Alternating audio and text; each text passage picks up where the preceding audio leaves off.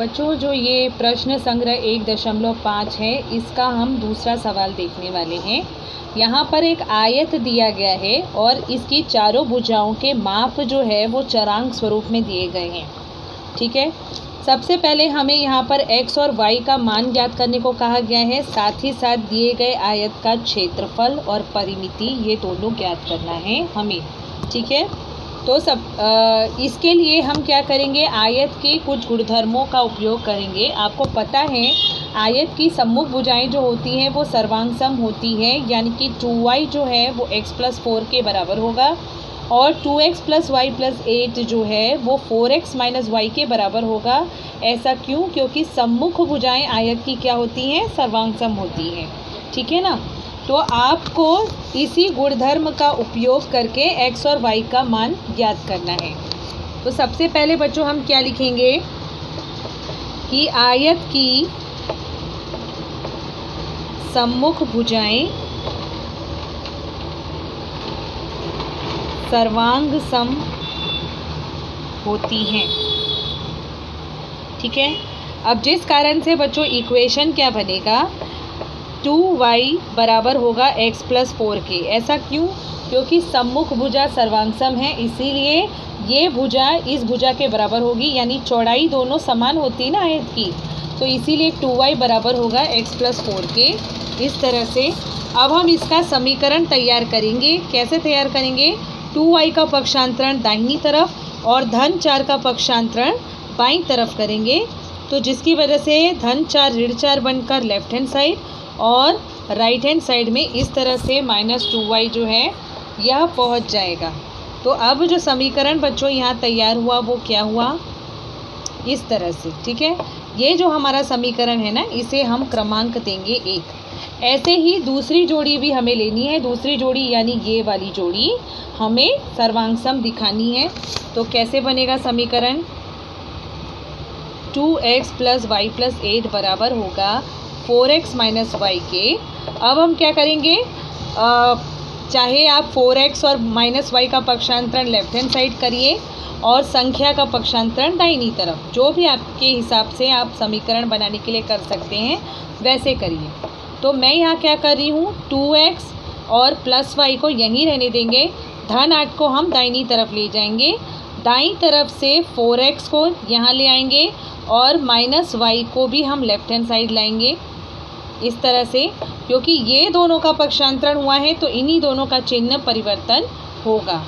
अब आप देखिए यहाँ पर 2x है और ये -4x है।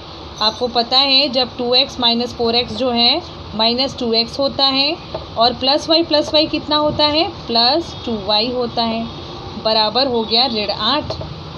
अब यहाँ पर क्या करेंगे हम, -2 जो है ना इसे कॉमन निकालेंगे। -2 कॉमन निकालने से क्या होगा, ब्रैकेट के अंदर बचेगा x माइनस, क्योंकि 2 बाहर गया है और साथ में माइनस भी बाहर गया है तो अंदर बच्चों माइनस बचेगा, और क्योंकि 2 जा चुका है तो अंदर केवल y बचेगा, बराबर ऋण 8। ठीक है, अब x - y का मान प्राप्त करने के लिए हमें क्या करना होगा, ऋण 2 का पक्षांतरण करना होगा दाईं तरफ, जिसकी वजह से ये कैंसिलेशन होने के बाद आएगा 4। तो x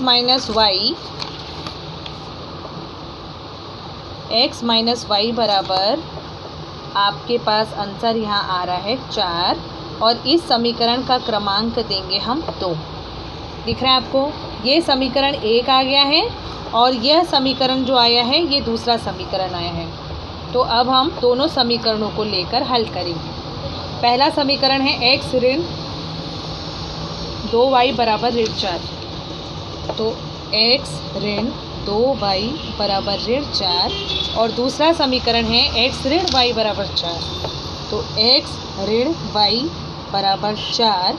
इस तरह से हम दोनों समीकरणों को लेकर समीकरणों को हल करेंगे। ठीक है ना, तो आपको यहाँ पर लिखना है समीकरण 1 तथा 2 को हल करने पर। हल कैसे करेंगे बच्चों, आपको पता है दोनों x के पास यहाँ पॉजिटिव साइन है, और अगर हमें इनका निरसन करना है तो इसके लिए हमें क्या करना होगा, घटाना करना होगा। तो हम दोनों समीकरणों को घटाएंगे। घटाने से क्या होगा, सभी चिन्हों में यहाँ परिवर्तन आएगा, जिसकी वजह से x और ऋण x क्या हो जाएंगे, कैंसिल हो जाएंगे। -2y है प्लस y है, जो कि बनकर आएगा -1y। और आप देखिए -4 यहाँ पर दिख रहा है, जो कि आ जाएगा -8। और अब दोनों तरफ आपको देखो माइनस दिख रहा है, यहाँ भी माइनस है और यहाँ भी माइनस है। तो आप दोनों पक्षों में ऋण 1 से जब आप गुणा करोगे तो y का मान आपको मिलेगा 8। ठीक है, तो इस तरह से y का मान आ चुका है 8। अब हम निकालेंगे x का मान। x का मान कैसे निकालेंगे बच्चों, किसी भी एक समीकरण में y का मान हमें रखना है। तो समीकरण 1 में y का मान रखने पर समीकरण 1 हमारा क्या है, धन x ऋण 2y बराबर ऋण 4। यहाँ पर आपको y के बदले क्या रखना है, 8 रखना है। ठीक है, ये क्या है, समीकरण 1 है। समीकरण 1 कहाँ से लिया बच्चों, यही समीकरण 1 है जिसमें हम y का मान रखने वाले हैं और x का मान प्राप्त करने। तो यहाँ पर देखो y के बदले क्या रखा गया, 8। ये 8 कहाँ से आया, यहाँ से आया। अभी हमने y का मान प्राप्त किया है 8। ये वही मान है जो हमने y के बदले रखा है। बाकी सारी चीज़ें सेम दिखाई दे रही हैं आपको। अब इसको सॉल्व करना है। प्लस x हो गया, ये माइनस है तो माइनस, 8 दूनी होता है 16। दोनों के बीच में गुणे का संबंध है, पता है ना, बराबर ऋण 4। अब देखिए x बराबर इस ऋण 16 का हम पक्षांतरण करेंगे तो ऋण 4 धन 16 हो जाएगा और फिर x का मान आपके पास आएगा 12। तो हमारे पास x का मान भी आ चुका है, y का मान भी आ चुका है। अब हमें क्या करना है बच्चों, क्षेत्रफल और परिमिति दोनों ज्ञात करने को कहा गया है। और क्षेत्रफल और परिमिति ज्ञात करने के लिए हमें लंबाई और चौड़ाई इन दोनों का मान पता होना चाहिए, बराबर। अब आपको पता है दिए गए आयत में लंबाई क्या दी गई है, एक ये लंबाई दी गई है और एक ये लंबाई दी गई है। आपको जो भी आसान लगे उसकी मदद लेकर आपको लंबाई निकालनी है। ठीक है, तो हम आयत की लंबाई ज्ञात करेंगे और आयत की चौड़ाई इसके द्वारा ज्ञात कर लेते हैं, जिससे हमें लंबाई चौड़ाई एक बार ज्ञात हो जाएगी तो क्षेत्रफल और परिमिति दोनों ज्ञात करना आसान हो जाएगा। ठीक है ना, तो सबसे पहले हम ज्ञात करेंगे आयत की लंबाई। आयत की लंबाई, तो आयत की लंबाई बच्चों क्या है, प्रश्न में 4x ऋण y है।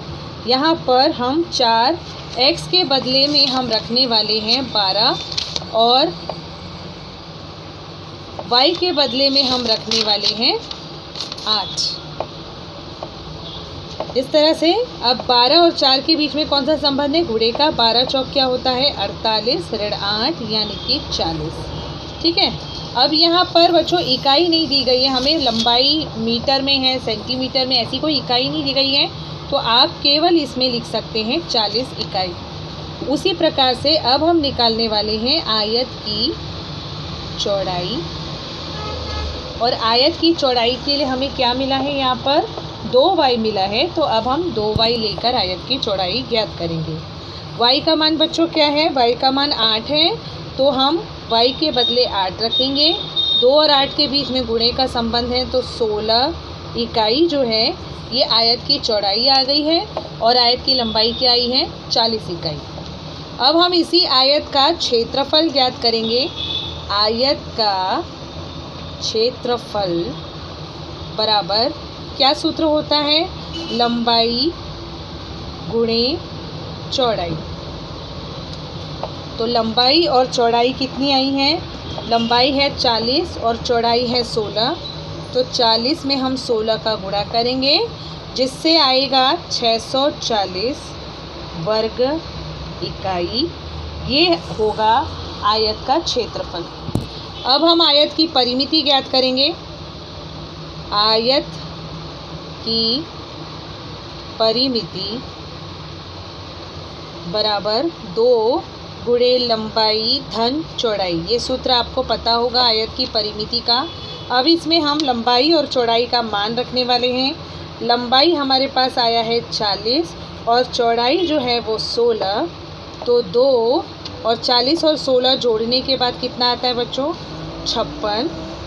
अब हम 56 और 2 का गुणा करेंगे तो 6 दूनी 12, एक हाथ से 5 दूनी 10 और 1 11, 112 आ रहा है। 112 परिमिति के लिए इकाई क्या लगेगी? 112 इकाई। ठीक है। क्षेत्रफल के दौरान आपको लिखना होता है वर्ग इकाई। ऐसा क्यों? क्योंकि 40 इकाई और 16 इकाई दोनों का गुणा हो रहा है और 2 इकाइयों का जब गुणा होता है तो वर्ग इकाई आता है। यहाँ पर दोनों ही इकाई में हैं, 40 भी इकाई में है और 16 भी इकाई में है। दोनों इकाइयाँ यहाँ पर जुड़ रही हैं और जुड़ने के बाद 2 से गुणा हो रहा है यहाँ पर, तो 2 की कोई इकाई यहाँ नहीं है ना, यहाँ पर गुणा हो रहा था तो दोनों के पास इकाई थी, दोनों के पास इकाई थी, इसलिए वर्ग इकाई बना है। यहाँ पर दोनों इकाइयाँ जो हैं वो जुड़ गई हैं और जुड़ने के बाद ये 2 से गुणा हो रहा है, जिसके पास कोई अपनी इकाई नहीं है। तो 2 और 56 का गुणा होने के बाद 112, और यहाँ पर यूनिट जो लगेगा बच्चों, इकाई लगेगा, क्योंकि यहाँ पर इकाइयों का गुणा नहीं हो रहा है, यहाँ पर इकाइयों का जोड़ हो रहा है, योग हो रहा है। तो इस तरह से हमने क्षेत्रफल और परिमिति दोनों ज्ञात कर ली है, क्योंकि प्रश्नानुसार हमें x और y का मान ज्ञात करना था, वो भी ज्ञात हो गया है, क्षेत्रफल भी ज्ञात हो चुका है और परिमिति भी ज्ञात हो चुकी है। ठीक है। तो आपको फाइनली जो है स्टेटमेंट लिख देना है। क्या स्टेटमेंट लिखोगे बच्चों आप? तो प्रश्न में जो जो मान पूछे गए थे वो मान आपको लिखना है। जैसे कि x का मान जो है हमें ज्ञात हुआ है और y का मान ज्ञात हुआ है। x का मान हमें कितना ज्ञात हुआ? 12, और y का मान हमें कितना ज्ञात हुआ है? 8। इसके अलावा और हमें क्या ज्ञात हुआ है? आयत का क्षेत्रफल और आयत की परिमिति। तो क्षेत्रफल ज्ञात हुआ है और आयत की परिमिति ज्ञात हुई है। तो ये सारा का सारा उत्तर अंत में इस तरह से आप लिख कर दिखाएंगे। तो क्षेत्रफल कितना ज्ञात हुआ है बच्चों? 640 वर्ग इकाई। तो लिखना है 640 वर्ग इकाई। और परिमिति कितनी ज्ञात हुई है हमें? 112 इकाई। ठीक है ना। तो इस तरह से यह सवाल जो है हल होता है।